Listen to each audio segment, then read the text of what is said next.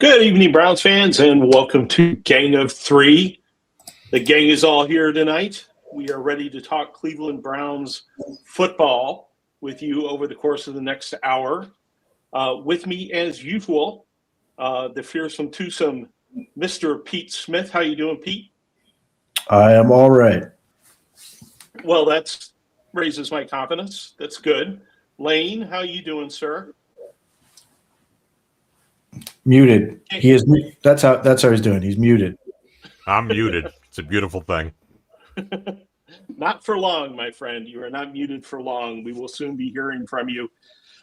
If you want to talk to these guys on a daily basis, the way you do that is you go to the OBR and you become a subscriber.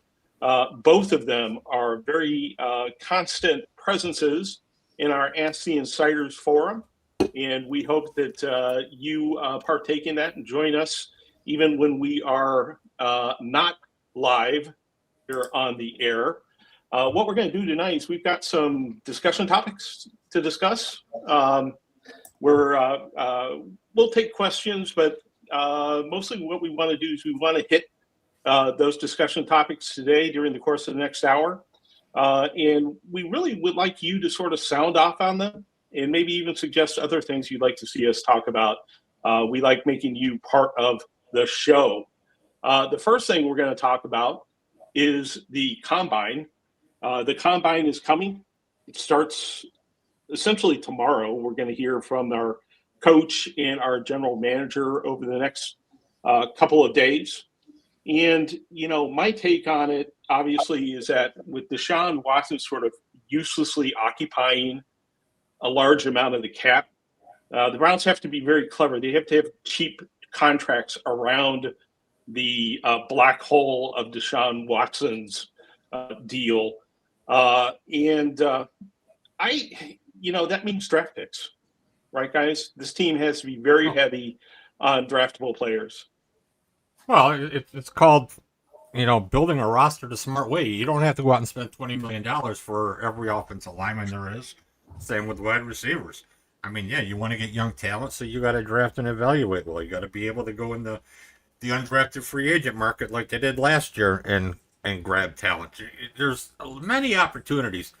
The Deshaun Watson thing has just hung around everybody's neck for so long. It's an albatross that people have a hard time getting past and seeing that you can still construct a roster even though you got to eat this another year.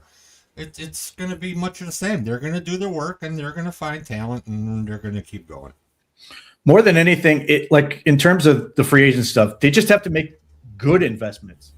They can spend if they want to, but it's down to getting value. For example, everybody's trying to link the Browns to Rasheed Walker. There are a whole lot of people who want the Browns to sign Rasheed Walker. And I would literally just point to you last year when Dan Moore signed with the Titans, and people were laughing at the contract the second the ink was dry. He was paid an obscene amount of money because it's aspirational. You are paying somebody to hopefully evolve into being valuable enough. So, obviously we talk Tyler Linderbaum. I'm content to pay him like top of the line center money because he's a top of the line center. Likewise, if the Browns want to go second and third tier free agents, I'm fine with that so long as they pay them along lines of getting second and third tier free agents. And if I look at history, that has largely been what Andrew Berry's done. He hasn't spent a whole lot of bad money. Like people can point to like the Hooper contract, which wasn't great, but he's largely been at either the top or the bottom of the spectrum. Yep. He's either paid out for guys who are largely worth it. You can quibble with Dalvin Tomlinson if he's a good football player, or they've gotten guys like Ethan Posick. J.C. Treader was an expensive addition, and those guys have paid off handsomely for him. So this is one of those things where people want the Browns to act desperately because, well, the Browns need to fill a whole bunch of holes, so they should do what amount to be stupid things. And my contention with everything is you shouldn't have to be good to be smart. You should do smart things all the time, and eventually good things will happen. Well, the thing it comes down to is that that's the outside noise who's making all this the thing it is with paying all these linemen and having to grab the best this, the best that. That's not the MO. That's not what Andrew Berry does. He goes, finds talent that fits, pays them a reasonable amount, and hopefully, when they're not backed in a corner, they can get talent that's on the younger edge of that spectrum that they have time to grow and develop with before they start seeing that big money, that next contract where the pay is. Now, as Pete said, if you're gonna pay for an offensive lineman, that center in Baltimore is the guy that you're gonna pay because he's just an outstanding talent that is going to anchor the middle of your line. It's going to make your guards better, and you're going to open up holes, especially in George Warhop's offense, where it looks like his offensive line play, where it looks like that the versatility of gap, power, and zone. We don't know, but there's some sense of some gap that's going to be interesting to see. Well, the question I think that Andrew Berry's going to be answering pretty quickly is how much pressure does he feel from ownership? In other words, is Andrew Berry going to stay true to himself and do what he's done, to your point, which has been effective in terms of understanding how to value players? Or are we going to get into a situation where Andrew Berry feels like he's chasing wins, which to me is a really bad idea. Don't do that. Do what you've done because it's largely been successful. But there comes a point when you wonder, and we'll find out. We're all going to learn this together when it happens. Is he going to end up paying players? You're sitting there going, is this really a smart move, or does it feel like there's pressure to get more wins, and he's trying to find them any way he can get them? Well, I think the pressure is going to be there regardless, just due to the situation of firing a head coach, hiring a new head coach, understanding the expectation that the owner expects to win more. Where I don't believe Barry is going to get too far off track is how they compensate these contracts. I expect them to be in the ballgame for a couple of these guys, and they may end up overpaying if they want to get serious about it. But I don't think that they're going to get too far off the rails, because I think that they see that the picture has to come together. So they're going to investigate. The trade market is going to be very, very interesting to see what they can try to do. And then we'll get into the free agent market. But I don't expect him to get too far off the rails with this thing. My best case scenario is he does exactly what he did last year. He crushed it. Like people talk about the draft. Yep. The entire offseason was awesome in terms of process, results, and everything. And people will look at the record and go, well, he did a bad job.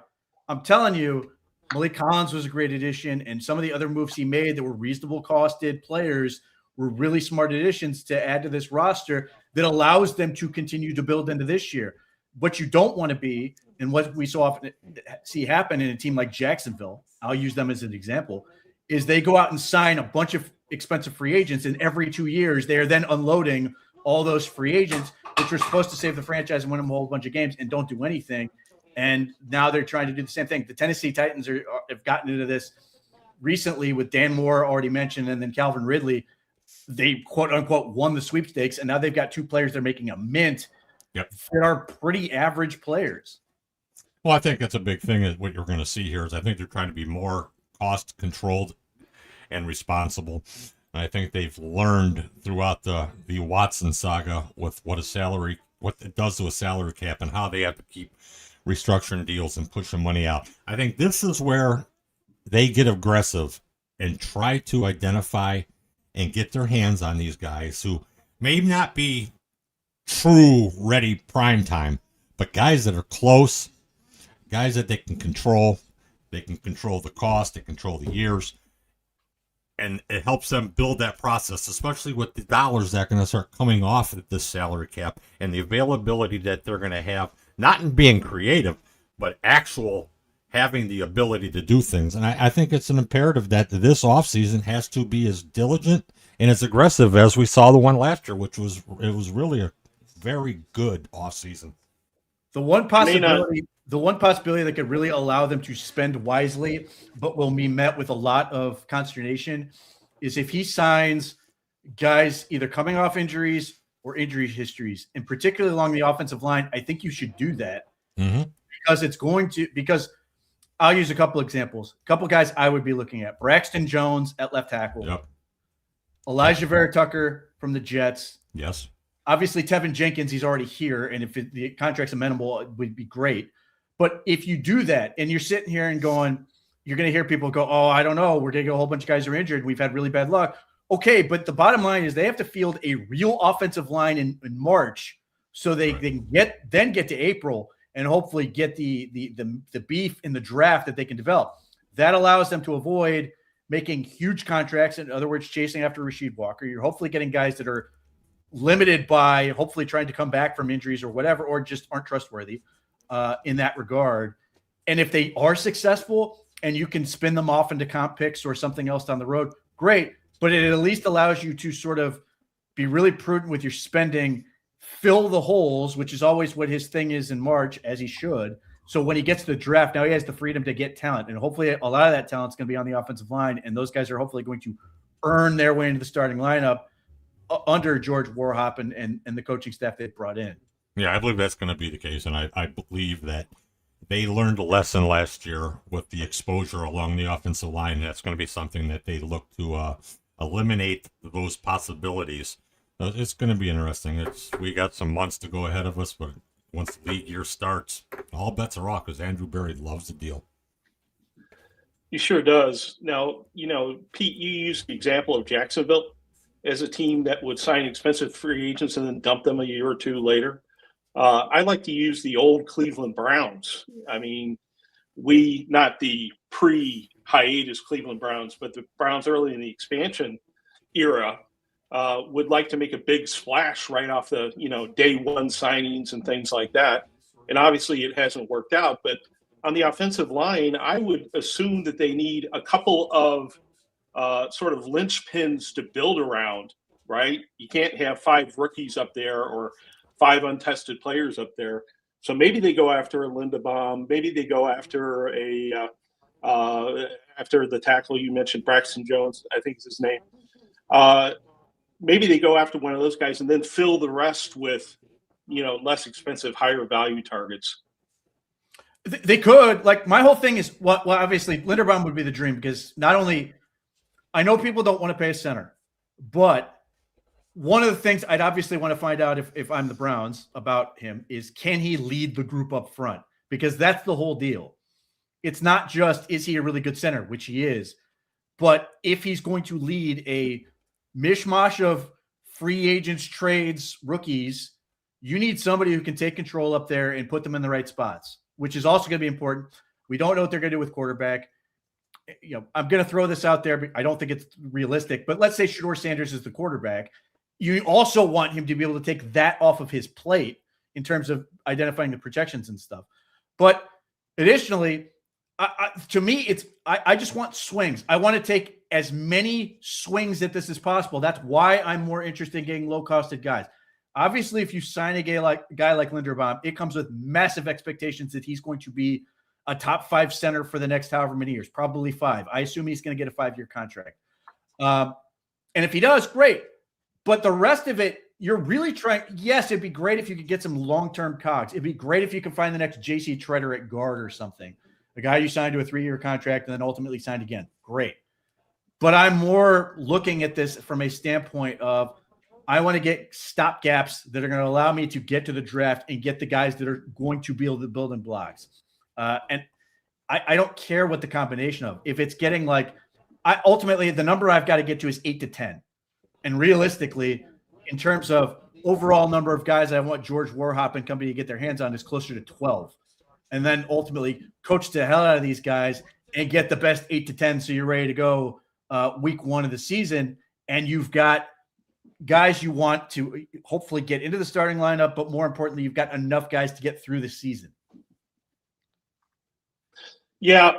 What they have to do now, though, is they have to go through this combine process over the course of the next week or so, looking for this value, in the draft. But, my take on it is that the combine is kind of, let's say, overhyped at this point, overcovered, overestimated.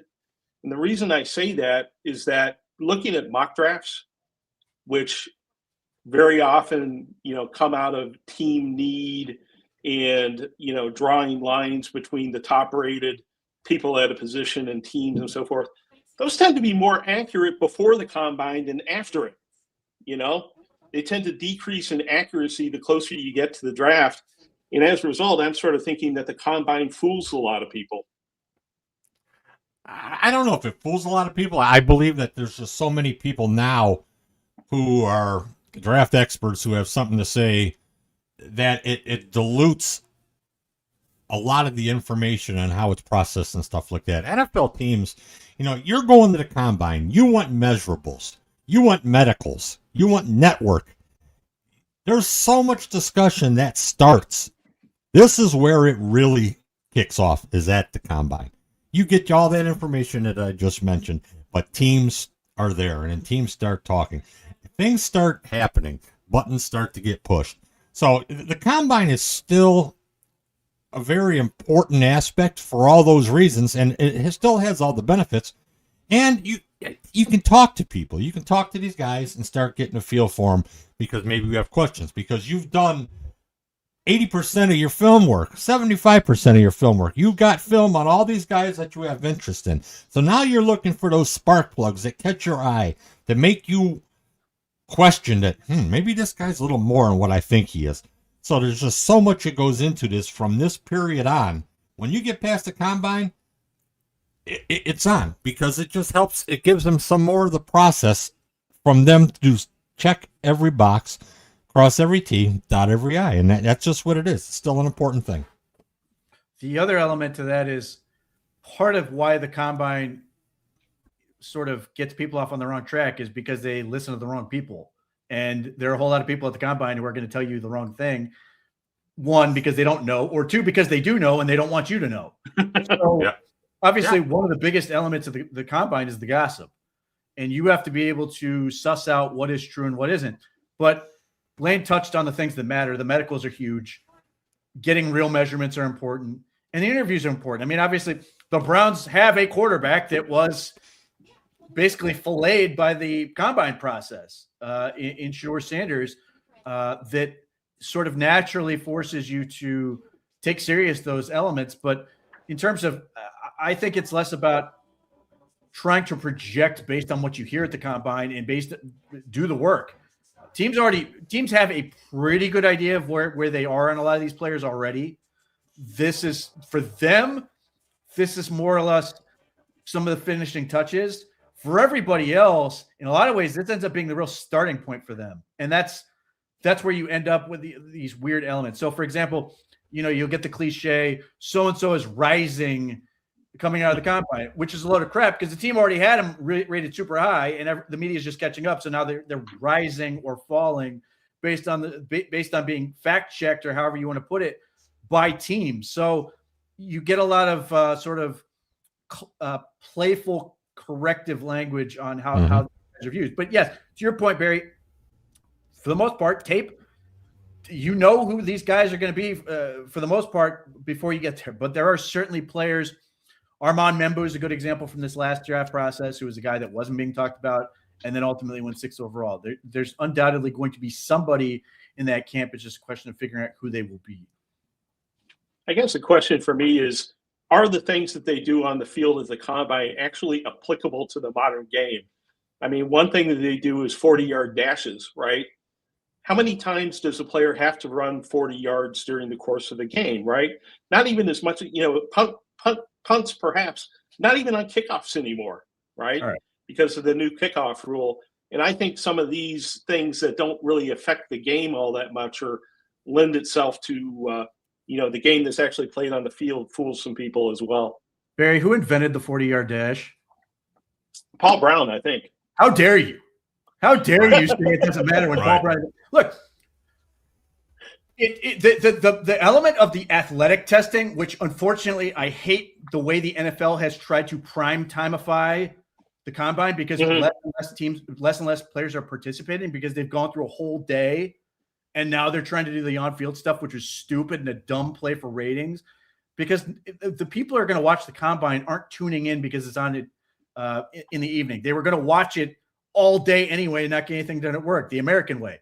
But the bottom line is that it is useful because it provides you an apples to apples comparison.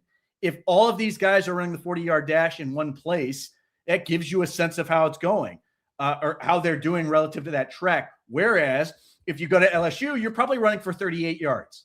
Yep. And if you're going to Virginia Tech, I believe, you're running downhill. Yeah. Like there are a lot of these schools that have sort of fast or otherwise tricky tracks, which allow these things to do it. The combine gives you a very holistic measure. Is it the be all end all? No, because you can have a guy like Myles Garrett ran a 4.64 and he almost fell off the track.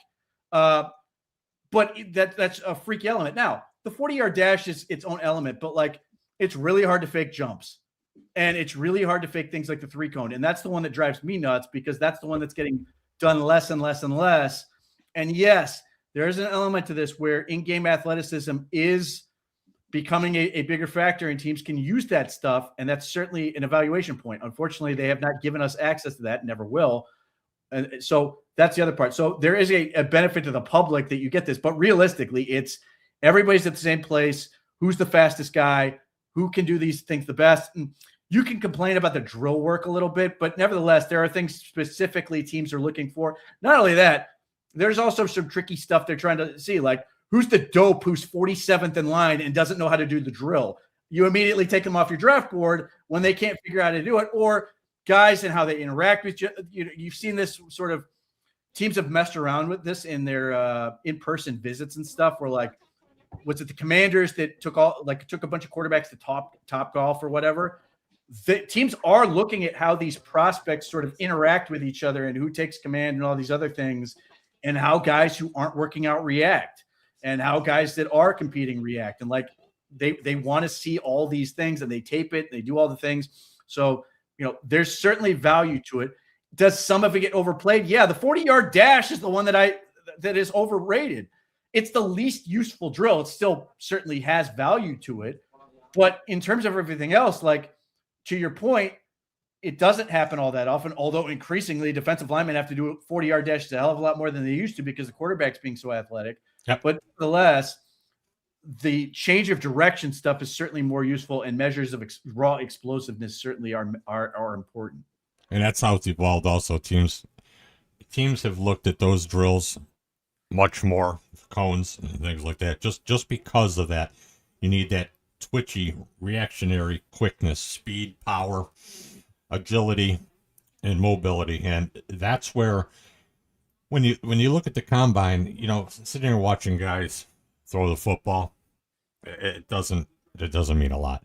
It's the mental preparation on what a team is going to ask of this guy when he's going through a process. That's why drills like that, they're good for fans, because they can see a guy throwing against dead air and hit somebody 45 yards downfield, and suddenly they're the second coming.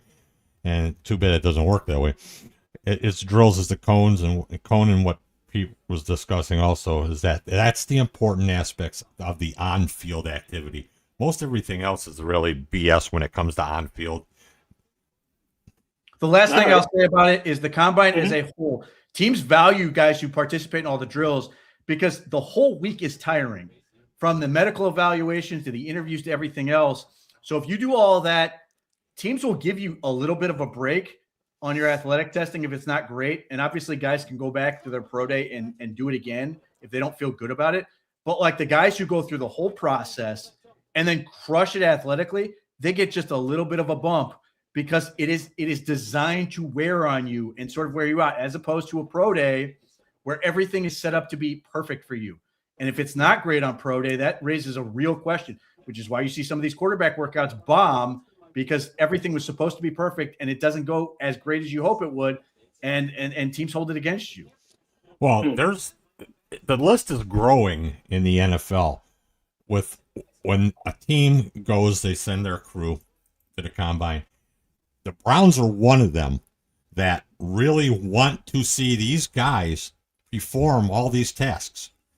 They're not especially fond or keen or recommend guys sitting out specific certain drills because it doesn't fit into the scope of what player A, agent, and everything going to do a workout through college. There's teams like the Browns. There's probably a good 18 to 22 now that have become more and more wanting to see these guys complete all the drills, or at least show the mentality, the eagerness the responsibility and respectability to want to attempt to do this. It's a big thing that's changed over the last couple of years or so when it comes to the mental aspect of player A versus player B. One who will do whatever's asked, and the other one who goes, I'll wait till I do my workout in 6 weeks. Well, I mean, there's this element of like guys say they'll crawl over broken glass to play in the NFL, and then when push comes to shove, they don't. So like there are guys who will go and do a 40-yard dash or whatever in the parking lot outside the combine as long as people are going to watch them do it. That gives you a little something extra. I mean, people laughed at the idea of making coaching candidates do essays or whatever the hell else, the psychological tests and all this stuff. How bad do you want this? Like, there's some value in that. I've never understood why people hate on that crap. But the Browns are a team that sees merit. I promise you, there's a lot of people who are like, listen, man, you tell me you want to compete, go do it. Yep. Well, I got my first how dare you of the show. Oh, listen. He invented it. And you're like, I don't care about Paul Brown. Well, if you like to say how dare you to my stupid opinions, I do advise you to wake up in the morning and read the Morning Bloviation. I offer my goofy opinions every single day. I had 6 topics here because I figured we'd take like 10 minutes apiece, and we spent a half hour on the first one, which I don't mind at all. But that's the nature of the show of actual. We're just flowing around and discussing the information and just going at it with things that we believe and think about this thing. And I'm enjoying the format to this point. Well, good. We just want to have fun and talk about whatever it is we want to talk about. The second thing I suggested was obviously, our new coach, defensive coordinator Rudenberg, is coming in, and there's been a lot of movement on the coaching front, defensive coaching front this week. And the question I have is Rudenberg in a good position? Is he lucky to be the Browns defensive coordinator, or is he doomed? And I think that, the aspects of doom is the fact that he's following Jim Schwartz, who is loved, and now there's sort of selective memory about how great he was, and fans are already nostalgic. And Rudenberg has never called plays, rarely talked to the media. I talked to a guy who covers the Falcons today, and he said, I didn't see much of him. He was a backroom guy. But, in terms of being lucky, he has an amazing roster in many respects. They've answered the question of continuity versus risk with continuity in terms of the defensive staff. They've gone out and they've re-signed these guys. I think it's a very smart move by Andrew Barry and company to keep these guys, give them promotions, give them raises, whatever's necessary to keep them around. I think it's a really good moment for Andrew Barry, over the course of this last week without guys splitting and heading all over the league. But I guess, the question is, do you think that Rudenberg is in a good position or in a bad position? Well, let me ask you this question. One. Yeah. What? You tell me, what do you think Rudenberg brings to Cleveland that can help enhance and improve their defense? He has experience in the wide nine, but he's known as a defensive backfield guru, right? Mm-hmm. So the way I look at it is he's going to continue to be aggressive up front, keep the Schwartz mentality up front, and maybe do some of that high IQ defensive backfield work that he's so well known for from the Atlanta Falcons. So that's the extent of my thought process, but my thought process usually doesn't go all that far. Well, I mean, look, the bottom line is, if your question is, should he feel lucky? I mean, he should feel lucky. This is the type of thing where, like, why do you guys take the big jobs with all the pressure? Because they're the big jobs with all the pressure to win and perform and what comes with it, the rewards, whether it's money or fame or whatever. Like, he gets to step into the best available defensive job in the NFL this year in terms of the Cleveland Browns. So that is great. Now, he's doomed in the sense that every coordinator ultimately gets fired or leaves for a head coaching job. So he's got one of two options there. So he's doomed in that respect. The thing I'm keeping an eye on with Rutenberg is obviously what he wants to do in the defensive backfield, because the trick is going to be take the complicated and make it look simple. find a way to disguise coverages, to change up the looks, to give defenses, to give opposing offenses something else to think about, something else to worry about that doesn't put his guys in a bad position, confuse them, or cause them to play slow. Because that is the thing that Jim Schwartz never seemed to find right. Nope. He either couldn't develop, locate, or whatever with his changeup. The other thing I'm keeping an eye on, which is sort of goes to your next point, on your next bullet point there, I'm watching the free safety position. Yep. Because Mike Rutenberg is coming from a team that had Jesse Bates, which is arguably one of the best free safeties in all of football. And I'm not saying he's going to be able to get Jesse Bates because he's not, but he may sit there and go, man, it was such a luxury to have this guy back there. And I want to get more out of that position than the Browns have gotten to this point. It's nothing against Ronnie Hickman, who's a restricted free agent, and I suspect will be re-signed because it makes sense. But he may sit there and go, man, if there's one thing I'd really like to add, it might be insert guy. And I don't know what that is. I don't know how that looks. But that's the position you sit there and you go, this is the thing that he could sort of change on this defense to make it his own. Well, let's go to the next bullet point then. Based on the number of questions I have, it may take us the rest of the show, but, we do have, and Daniel from ESPN wrote about this week. There are some areas where you can arguably say that the Browns need more depth or they need some help. On the defensive side, I know the focus is entirely on offense, and for good reason, but the defensive roster is not, quote unquote, set, perhaps, the way people might think it is. And that sort of led this week with the news that JOK is, quote unquote, doubtful to come back. And at the same time, you have Devin Bush, who's a free agent. He's not guaranteed to return. And so behind Bush, you have Mahmoud Diabate and Buki Watson. Behind Schlesinger, you have Jerome Baker, who I think is a free agent, and Winston Reed. Pardon me? As is Diabate. They're both free agents. Diabate. Oh, Diabate is too? Good call. And you've got Winston Reed, who I love on special teams at least. He's quite a hitter. But, the linebacker position is not exactly set beyond Schlesinger right now. Stop. This is the most overrated position in football in terms of how difficult it is to find these guys, other than the cream of the crop, which Schlesinger has a chance to be. If he can, become a Fred Warner type linebacker, that type of guy, Levante David, the guys who are going to be in the Hall of Fame, the guys who are good no matter what is in front of them type guys, that would be great. But by and large, linebackers are a product of the guys in front of them, correlative all the way. And I'll give you an example from recent Browns history. Joe Schobert was great when he had guys in front of him, not so great when he didn't. And that's how this thing tends to go. You see a lot of these linebackers sort of rise and fall with the defensive line in front of them. Look, I like Diabate. I hope they bring him back. I'll be curious to see what he can do. The Browns were really excited about Buki Watson, then unfortunately got hurt.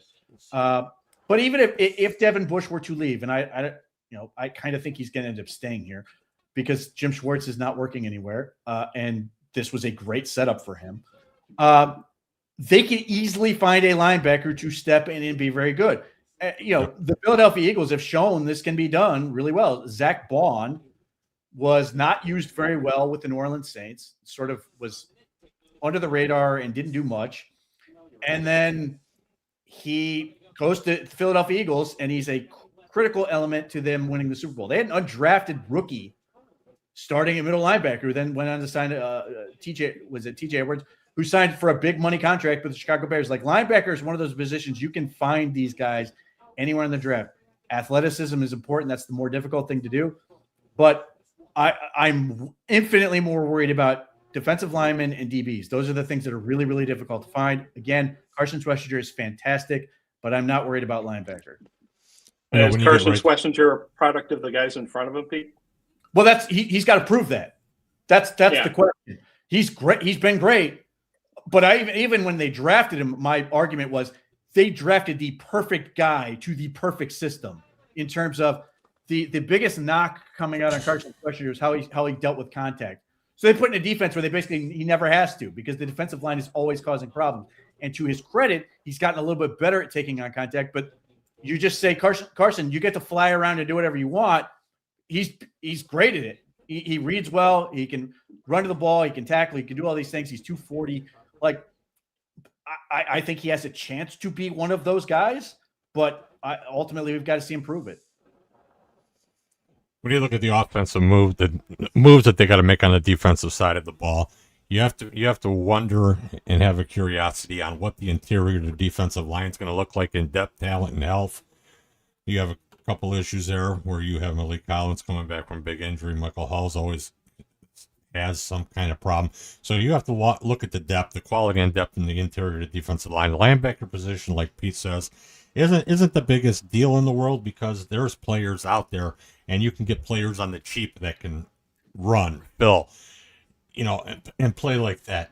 You come down to, you note there's a report about JOK. Well, that's good that somebody's putting out reports about JOK. Too bad he hasn't told the Cleveland Browns himself that he has any type of issue. But hey, the world evolves around social media posts and reporters. So we can get the whole thing to that point. When you get down to it, you need to look at the free safety position on this team. You need to look at that position. You need to look at that depth. You need to look at corner depth. There's issues on the defensive side of the ball that you need to look at, attack, and aggressively pursue, especially in this defense, because they're gonna try to disguise more. They're gonna give you looks, and at post snap, it's gonna be a completely different look. That's what this defense is gonna do. And this is where you need talent, upper echelon talent, especially of a free safety with that type of talent to go along with the defensive backs that are already back there.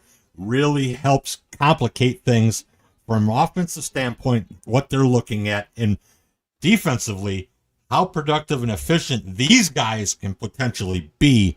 It's an interesting proposition that we're going to see going forward. And I think that the defensive hire with Rutenberg, along with the elevating of Banda and Tarver and Brian, it solidifies that. It keeps that coaching in place. And these are really good coaches. So it's going to be interesting to see when they incorporate other talent with it. And the other part of the free safety thing is that guy's got to be able to line up the DBs. He's got to be able to take care of that. Obviously, Schwessinger's going to be the captain of that defense. I think he was essentially anointed last year. Kevin Stefanski sort of made it official with that game ball when he played through the injury, which is great.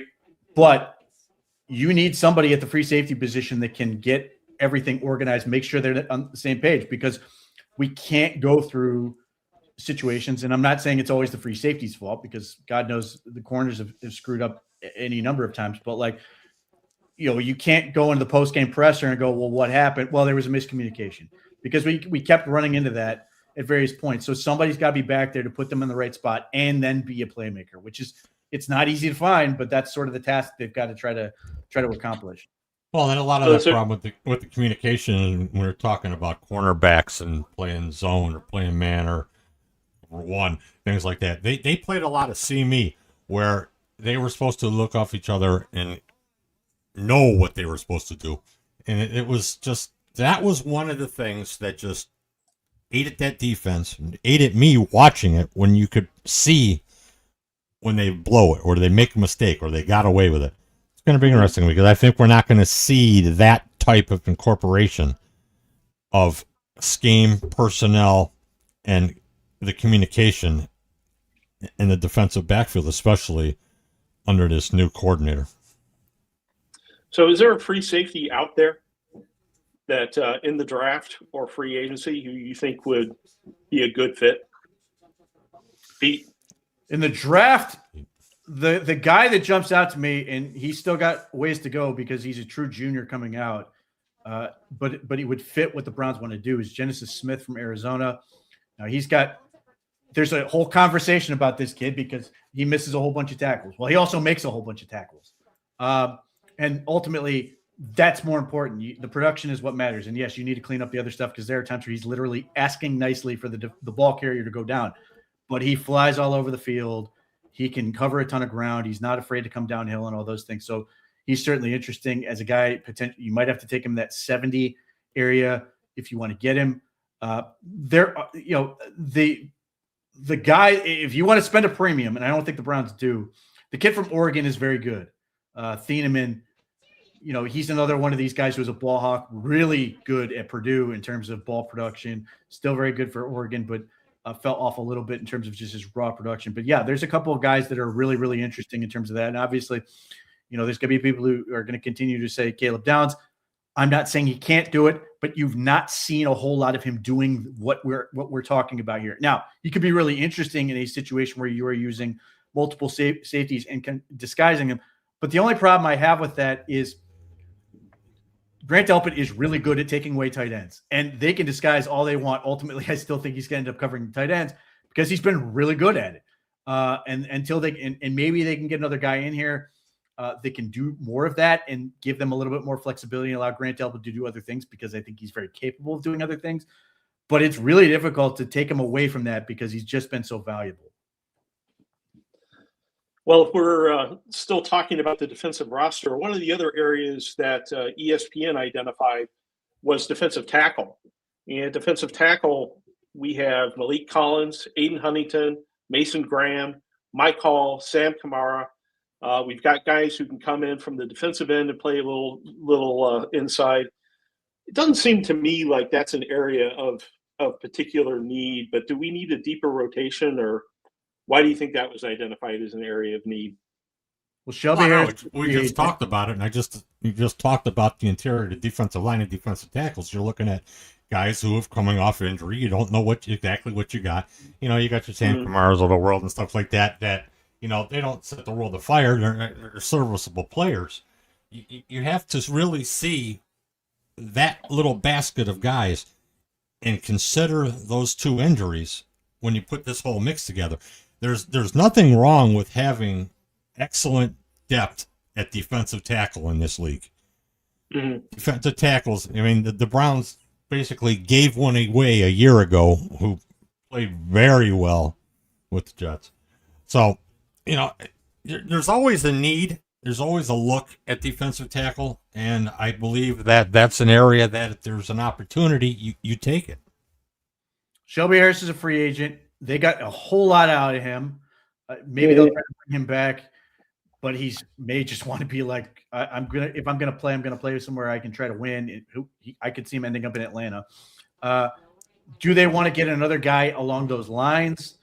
I don't know, but when your top four guys are not going to be here, or two of them are coming off injuries, I think Mason Graham's going to be really, really good, but he can't be the only guy, even if you're ultimately going to get these other guys back.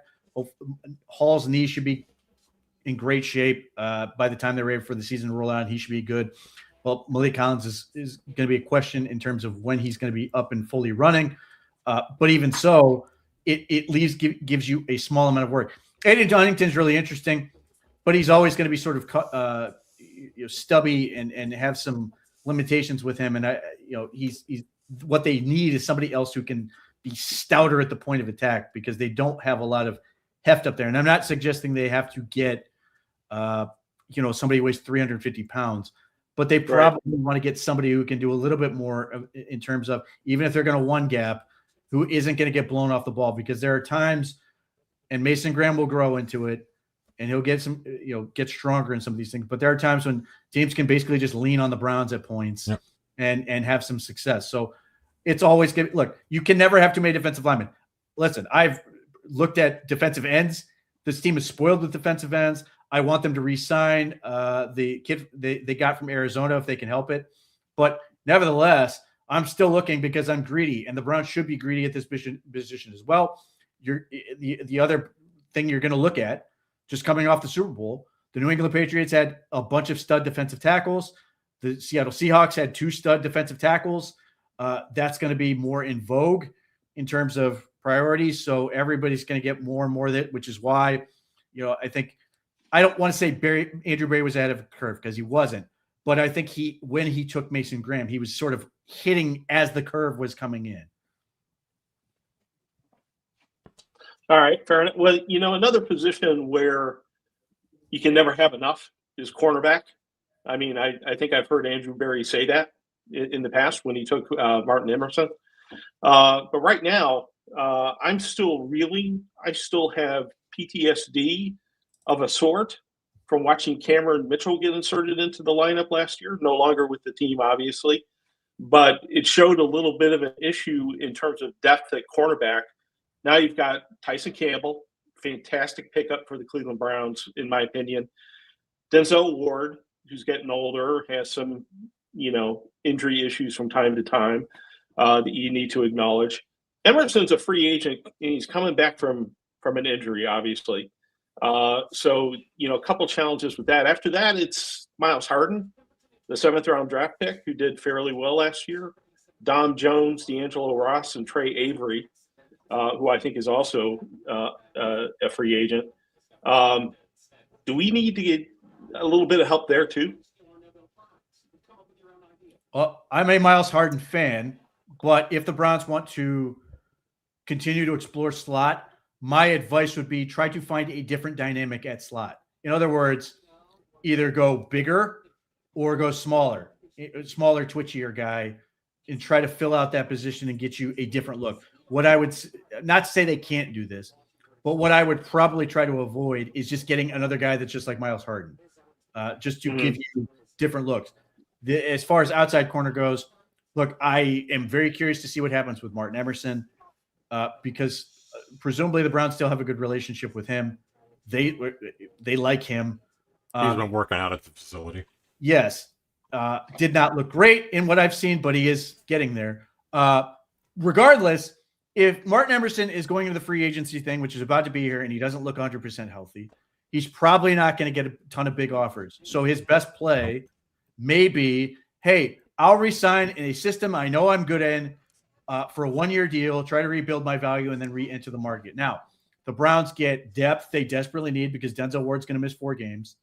And there's a world where if Martin Emerson comes back and he's fully healthy and he's good and he's like, back to peak Martin Emerson, you could talk yourself into extending him in a world where you're sort of ready to move off of Denzel Ward and sort of just take him to the next level. Now, is that a little too hopeful, perhaps? Probably, but nevertheless, you can at least see a world where that exists. Still, I think the Browns, as they always are, because Andrew Berry has basically taken a corner every year except this past year in the draft, they're going to be looking because it's a position you cannot have too many guys at. And we saw, though somehow the Browns beat the Cincinnati Bengals with Jamar Chase and T. Higgins. How does Zach Taylor have a job when it's unbelievable with the corners they have there that they won that football game and Zach Taylor is still employed? Well, all I can add to it is that what I said a few minutes ago when I also talked about the defensive backfield, they're going to add a cornerback. It's going to be a fringe starter type quality. They will try to re-sign Emerson, and they're going to look for somebody that's sticky that can play that that slot corner role. So there's going to be movement in the defensive backfield this offseason. If they don't achieve it via trade or free agency, they are going to attack it in the draft. There will be new talent in the defensive backfield added to this team. All right, fair enough. Let's roll to the next point. We've got about 10 minutes left in the show. I don't think we're going to make it through them all, but who cares? Waiting for Bitonio here. The deadline for Bitonio has been pushed back to March 11th. The void date sort of a key lever for the Browns. They take on a $23 million cap hit, so they need to extend, restructure, do something with Bitonio, but he's pondering retirement. Now, wouldn't you know already if you were going to retire? What does the next week and a half do, in terms of pushing that decision off if Bitonio is still undecided?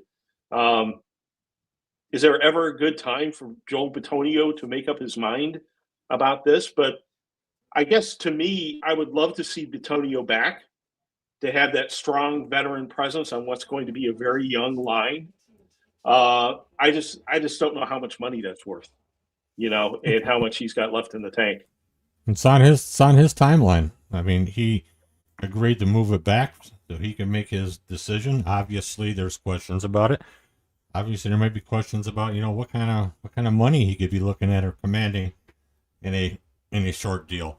I know that he has spoken with the new offensive line coach. Okay.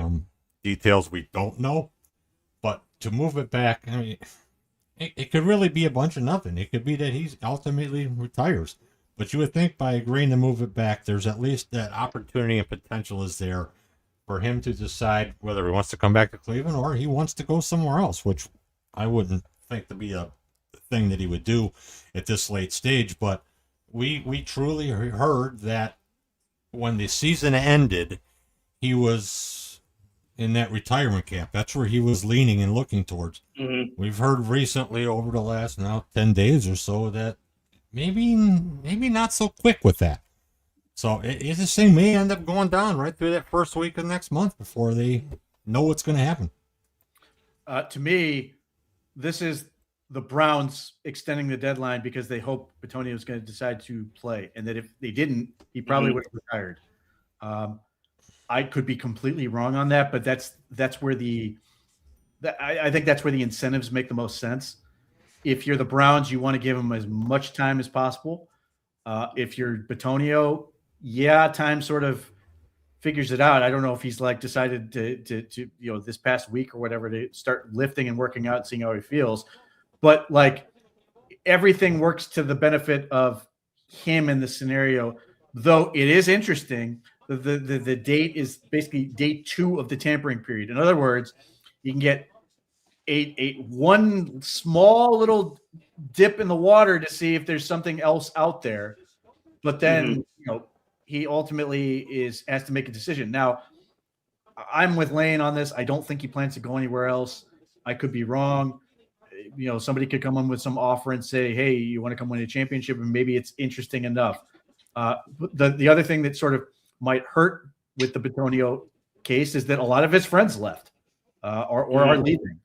And that's always tricky. I mean, for people who watched the Barry Sanders documentary, that was a huge reason why he ultimately retired from the Lions. Is they basically got rid of all of his buddies that he sort of went to battle with.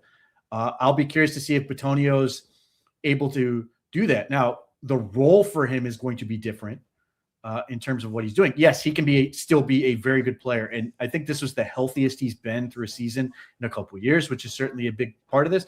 But he is legitimately taking on a more mentorship role this time around, as opposed to having guys like Teller and Conklin who know the deal. He's going to be sort of the lone man in that realm if he decides to stay. All right. Well, let's head to the next to last topic. I don't think we're going to get to the free agency, but we've already talked about that quite a great deal. Quarterback situation. A rumor came out today from our old friend Tony Pauling. So talking to executives there for the combine, that the sense is that Malik Willis is going to head to Arizona. Not that I think that deprives the Browns of something, because I don't think that Malik Willis would sign with the Cleveland Browns anyway, given the options that may be out there for him. But to me, one of the few things, that 2026 to me, even after Andrew Berry's success last year finding impact players in the draft, I just don't think that you're going to see an immediate impact from the guys they picked this year. And the reason for that, it's nothing against Andrew Berry, but wide receivers very often don't make an impact in their first year.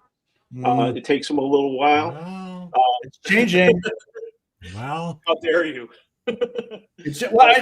Look, that used to be true. It used to be like 3 years. Mm-hmm. It's no longer that way. It's just the game has evolved where, from, lowest level of, elementary and all this stuff to high school, everybody's got 5 wide and they're all throwing the ball over the field, and 7-on-7 is everywhere. Mm-hmm. So guys are more and more equipped to come right in and make plays. Harold Fannin is a great example. You just watched him for the Browns, who was one of the best players in the league at tight end as a rookie. Well, fair enough. But what about the offensive line? You get 4 new offensive linemen in there, or 5 if Bitonio leaves. Isn't it going to take a little while for that offensive line to come together?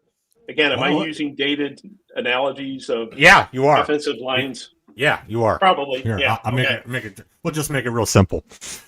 Yeah, it takes time for an offensive line to gel if you're replacing 5 guys or 4 guys. But it's now possible in this age because players are more prepared. Or I could say teams, it's just different. New England did it last year. I mean, their offensive line wasn't the greatest thing. They did it. It's a possible thing. You need a quarterback too.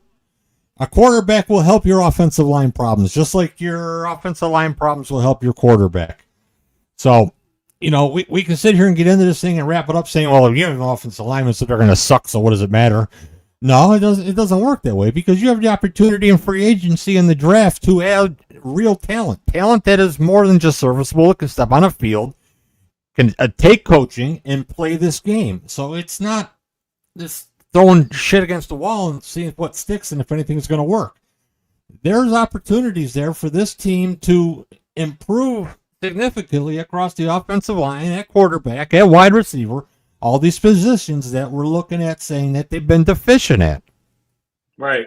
Well, from the Malik Willis angle, you have a choice of nothing really established other than Jerry Jeudy and Harold Fannin versus I can go throw to Michael Wilson, Marvin Harrison Jr., and Trey McBride.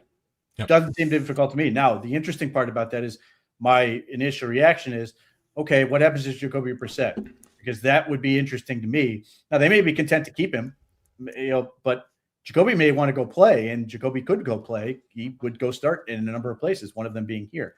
But he's always wanted to start. Yes. The other element is the offensive line piece. Offensive line is challenging. It is tricky. It can be done. Now, the challenge is less so in terms of can you get 5 guys to play together and do it?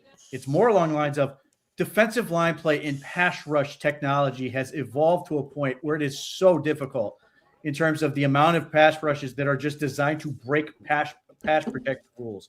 And you've got to come up with better answers to that. So when you're trying to do that on the fly, that's more tricky because you do need to have 5 guys who can really be on the same page and figure this thing out. So it's going to be tricky. Now, he mentioned New England. The other team I would mention hesitantly is Pittsburgh. Yep. They went to a year where they put in 3 rookies and a free agent as they overhauled the offensive line. They took a tackle who then missed the whole year in the first round. They took a starting center who's pretty good, and they took a right guard in round 4 who's still starting for them. So they have 3 starters that came out of 1 draft.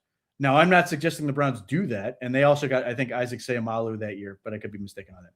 And they took Broderick Jones the year before.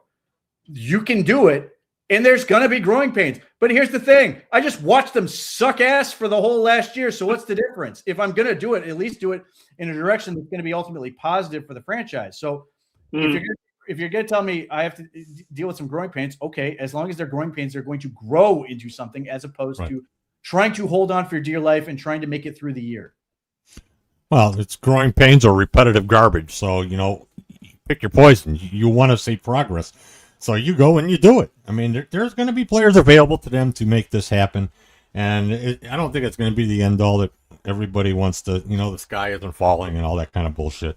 It's just, we haven't even got to the league season yet where they can even start doing anything. So we're all just spinning our wheels right now anyways, trying to put the puzzle together on our own minds. Yeah, exactly. Well, admittedly, fear, anger, and paranoia are 3 characteristics that I bring to the table here at the OBR. And thanks for helping talk me off the ledge a little bit. I do appreciate it. I got one last question. Quarterback's name has come up over the course of the last week that I absolutely hate being associated with the Cleveland Browns, and that's Drew Aller, even though he's, local. WTAF. I mean, he did not look like a guy to me who improved at Penn State. And it just seems like a waste of a draft pick to me. But again, tell me how wrong I am.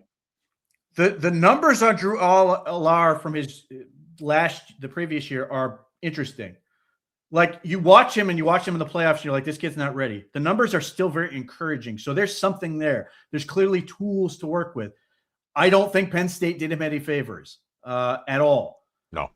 And I don't think the Browns are a good fit for him at all, because I just watched this fan base lose their goddamn minds over a 5th-round pick's rookie reps when Drew Lohr, it needs to go to a team that has an established quarterback. He'd be great to go to a team like Buffalo or Green Bay or one of these teams where who the quarterback is and this guy gets to just work. And this is the beauty of being one of those teams. You get the luxury of having your great quarterback in place and then being able to take a guy like Allar and just let him work, let him improve, let him get better. And then by the time he's 4 years, he may be ready to be a real good quarterback for somebody. But between the roster issues the Browns have with Deshaun Watson, Shedeur Sanders, the other one, Dylan Gabriel, and quarterback who's likely going to be added to this roster, some form or fashion, veteran. You're now at 5 guys. And even if you're telling me, well, of course Atlanta's going to trade for Dylan Gabriel. How could Kevin Stefanski resist not trading for Dylan Gabriel? You're still at 4 guys. So you're still having to figure out a way to get rid of somebody. So I don't think it's a good idea. And I don't think this fan base has shown they can handle the idea of actually sitting a quarterback and just letting him develop. Because if he throws a pretty ball in training camp, then everybody's going, well, why isn't this guy getting on the field? Because he's nowhere near ready. He's a project, which is what Shedeur Sanders was. But nevertheless, this is what we got. He's a guy who just he's going to need to sit. Wherever he goes, he is going to sit.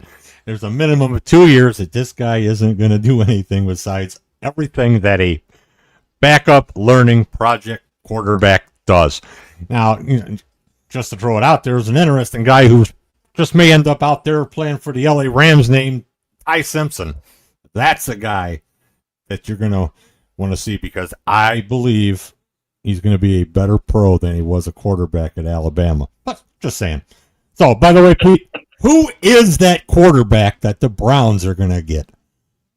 Listen, you know where I'm at on this. Having said that, but to the point of if Malik Willis does go to Arizona, I think there's a real chance for a reunion. There are 2 quarterbacks out there that make a whole lot of sense for Todd Monken that could be reunion candidates that have played for this team before. One of them is Jacoby Brissett, and I'll let other people to read on the forums to figure out who the other person is. But nevertheless, I could absolutely see that being an option as well. But yeah, I'm entirely on Geno Smith camp because the Raiders don't want it. I don't think the Raiders are going to want to keep him. I think he's a good opportunity, and he's a damn good quarterback who's stuck on a god-awful team. The Browns will have an opportunity to secure that next quarterback this offseason, so I'm not too concerned about that. If they don't act on it, it'll be because they decided they just didn't want to get into that. All right. Well, thanks, guys. I appreciate it. We're a little bit over time at this point. Enjoyed the show immensely. And even though I dared to say some things that were inappropriate at times, I do appreciate you guys talking me off the ledge and helping us out here. So, again, for Pete Smith and for Lane Adkins, I am Barry McBride. Thank you very much for watching Gang of 3. We will see you again next week. Good night, everybody. Later.